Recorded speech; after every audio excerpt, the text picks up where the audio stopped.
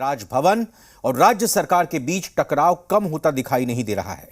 राज्यपाल रमेश बैस ने झारखंड विधानसभा से पारित एक और बिल झारखंड उत्पाद संशोधन विधेयक 2022 को सरकार को लौटाते हुए उसके प्रावधानों में संशोधन करने को कहा है और अब इसे लेकर हल्की ठंड के बीच सियासी पारा ऊपर चढ़ गया है। सत्ताधारी पक्ष जहां राज्यपाल के फैसले पर सवाल उठा रहा है तो वहीं विपक्ष सरकार के कामकाज को कटघरे में खड़ा कर रही है।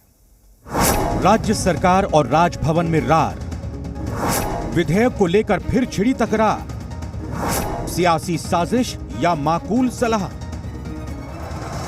झारखंड में राजभवन और हेमंत सरकार एक बार फिर आमने सामने है। राज्यपाल रमेश बैस ने झारखंड उत्पाद संशोधन विधेयक 2022 को कई आपत्तियों के साथ राज्य सरकार को पुनर्विचार के लिए लौटा दिया है।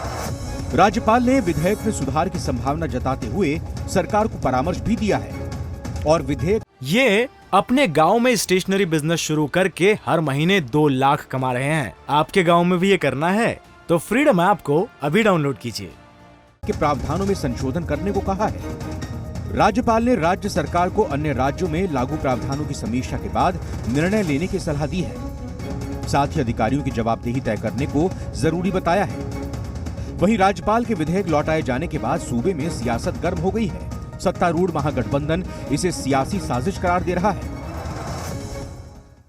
या सरकार को अपदस्थ करना, सरकार को प्रताड़ित करना, परेशान करना, आम जनता के कामों को रोकना, जनहित के कामों को बाधित करना, ये कहीं से भी लोकतंत्र के लिए उचित अध्याय नहीं है। देखिए, मुझे लगता है कि झारखंड सरकार को, मौजूदा लोकप्रिय सरकार को, महागठबंधन की इस युवा मुख्यमंत्री की सरकार को बेवजह बदनाम करने के लिए, एक गलत परसेप्शन क्रिएट करने के लिए इस तरह की कवायद हो रही है और अफसोस होता है, बड़ी दुर्भाग्य की बात है कि इसमें राजभवन भी शामिल हो जाता है। इससे स्पष्ट होता है कि बार बार विधेयक को राज्यपाल महोदय के द्वारा वापस करना ये सरकार को बदनाम करने की साजिश है और सरकार को डिफेम करके ये जनता में संदेश देने का काम किया जा रहा है कि सरकार काम नहीं कर रही है।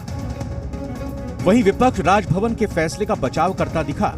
विपक्ष ने आरोप लगाया कि सरकार कानून के हिसाब से नहीं बल्कि कमाई के हिसाब से नियम बनाती है।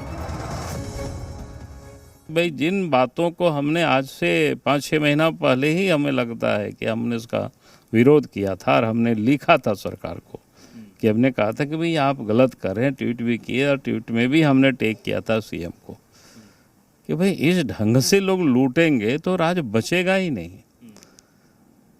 तो उसी हमारी जो बातें थी जिसको हमने पॉइंट आउट किया था, मैं समझता हूँ कि राज्य के राज्यपाल ने उस बात को ट्रू कर दिया। मुद्दा विहीन भाजपा मुंगेरी लाल के हसीन सपने देख रहा है और कटहल गाछ में लगा नहीं, होठ में सरसों तेल लगा के बैठे हुए हैं। वैसे ये पहली बार नहीं है कि जब राज्यपाल ने किसी विधेयक को वापस किया हो। इससे पहले भी राजभवन से 3 विधेयक को वापस किया जा चुका है।